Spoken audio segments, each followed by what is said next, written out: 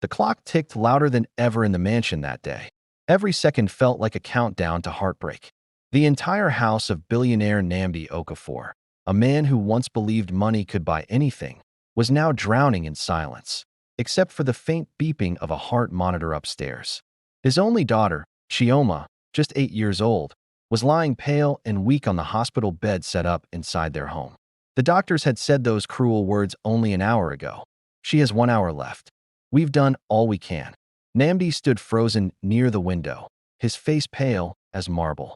The world outside still shone with sunlight, but inside him there was nothing but darkness. For years, he had been proud, too proud. His empire stretched across continents. His cars gleamed like gold. And yet, at that moment, all his billions couldn't buy 1 extra hour for his daughter. Downstairs, the household staff whispered in corners, trying to hide their tears. Among them was Adiz, the family's maid. She was young, quiet, and humble, never speaking unless spoken to. But she had a heart larger than the mansion she worked in. She loved Chioma like her own little sister. Every morning, she would sneak her sweets, even when Nnamdi's strict rules forbade sugar. Chioma adored her. Her laughter always returned when Adiz was around. But now that laughter had vanished, Nnamdi slammed his fist against the wall, tears finally breaking free. What's the use of all this wealth if I can't save my own daughter? The doctor placed a gentle hand on his shoulder. Sir, there's nothing more we can do. Her organs are failing. She has less than an hour. I suggest you say your goodbyes. Nnamdi's knees gave out, and he fell beside his daughter's bed, holding her tiny hand.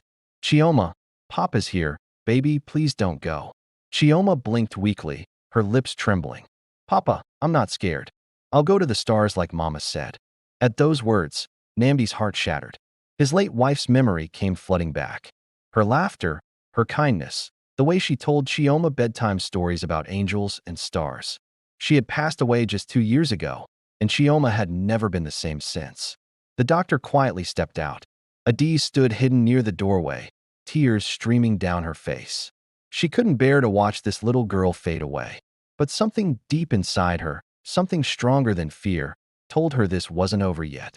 She wiped her eyes, ran to the kitchen, and began rummaging through drawers. There has to be a way. Please, God, show me something, she whispered. Her hands trembled as she pulled out a small box, something she had kept hidden all along.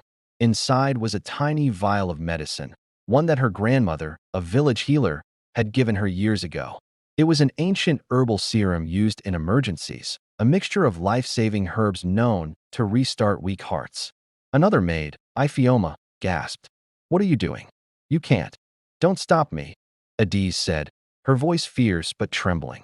If there's even a 1% chance this could save her, I have to try. She rushed upstairs, where the nurse and doctor had just stepped out to call the ambulance for final arrangements. Nnamdi sat beside his daughter, eyes swollen with grief. Sir, Adiz whispered. Nnamdi turned sharply. What do you want right now? Leave us alone. She bowed her head. Please, sir, I beg you. Let me try something. I can't just stand here and watch her die. Nnamdi stared at her, confused and furious. Try? Are you insane? The best doctors in the world couldn't save her. What could you possibly do? Adiz took a step forward, clutching the vial. Maybe nothing. But I can't live knowing I didn't try. Please, let me do this for her. Nnamdi hesitated. Every instinct told him to say no. But the sight of his daughter's faint breathing, the slow, dying rhythm of the heart monitor, it broke something inside him. With tears in his eyes, he nodded slightly. If there's even a chance, do it. Adiz gently lifted Chioma's hand and whispered a prayer. Please, God, not yet. Let this child live. Then she carefully opened the vial and poured a few drops into her mouth. For a moment, nothing happened. The heart monitor continued its steady, dreadful flatline. Nnamdi's hope flickered and began to die again. It's over, he whispered. She's gone. But then, a faint beep. Another, then another. Nnamdi's eyes widened. The monitor showed a tiny pulse. Chioma's chest moved. Her fingers twitched. Doctor! Nnamdi shouted, screaming down the hall. Doctor, come quick! The medical team rushed in. The doctor froze when he saw the monitor. This is impossible, he whispered. Her heart, it's beating again. How? How did this happen? Tears streamed down Adiz's face. I don't know, sir. Maybe it was God. The doctor examined Chioma, his expression shifting from disbelief to awe. She's stabilizing. Her body is responding. She's going to make it. Namdi fell to his knees, holding his daughter's hand, sobbing uncontrollably. Thank you. Thank you, God. Thank you. He turned toward Adiz. What did you do? Adiz, how did you? Adiz smiled softly, her eyes glistening.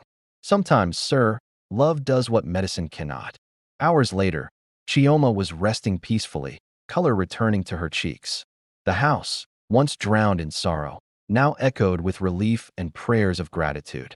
Namdi couldn't stop staring at Adiz, this quiet, humble woman who had just done the impossible. He called her into his study that evening. Adiz, he said softly, I don't have words. You've given me back my daughter. You've done what billions couldn't. From this day on, you're not just a maid in this house. You're family. She tried to protest. No, sir. I only did what any mother or sister would do. Namdi shook his head. No, Adiz. You reminded me of something I'd forgotten. That life, kindness, and love are far more powerful than money. I was blind for years, but you opened my eyes. Chioma soon woke up and whispered in her small voice. Papa, Adiz saved me. She's my angel. Namdi smiled through his tears. Yes, baby. She's our angel. From that day, everything changed. The mansion that once echoed with loneliness was now filled with warmth. Namdi started funding hospitals for poor children in memory of that miracle. And Adiz, she stayed with the family, but no longer as a maid. She was now Chioma's guardian, her second mother, and Namdi's most trusted friend.